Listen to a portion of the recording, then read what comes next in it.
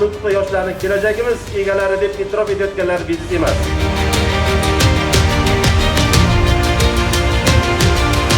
Birinchisi yoshlar tadbirkorligi bo'yicha $200 million mablag' ajratdilar. O'sha mana hozir